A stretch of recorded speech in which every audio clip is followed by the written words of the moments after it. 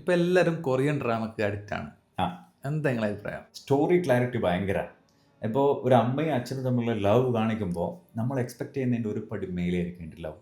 Lovers തമ്മിലുള്ള ഇഷ്ടം ഇതൊക്കെ ഭയങ്കര ക്ലാരിറ്റിയാണ്. അതെ. കൊറിയൻ ഡ്രസ്സിങ് കാര്യങ്ങളൊക്കെ ഫോളോ ചെയ്യുന്നുണ്ട്. കൊറിയയിൽ പോകുന്നുണ്ട് അവിടെയുള്ള ആൾക്കാരെ കാണാൻ. കൊറിയയിൽ ലവ് ആയിട്ട് അവനെ കണ്ടപ്പം വേണ്ടാന്ന് പറഞ്ഞ കഥയൊക്കെ നമ്മൾ കേട്ടില്ല.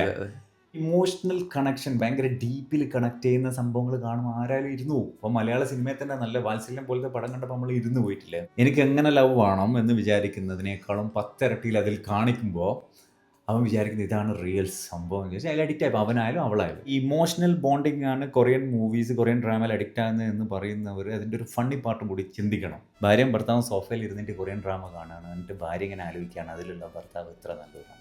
അതേപോലത്തെ ഇപ്പുറം ഭർത്താവ് ആലോചിക്കുന്നുണ്ട് അതിലുള്ള ഭാര്യ എത്ര നല്ലോളാണ്.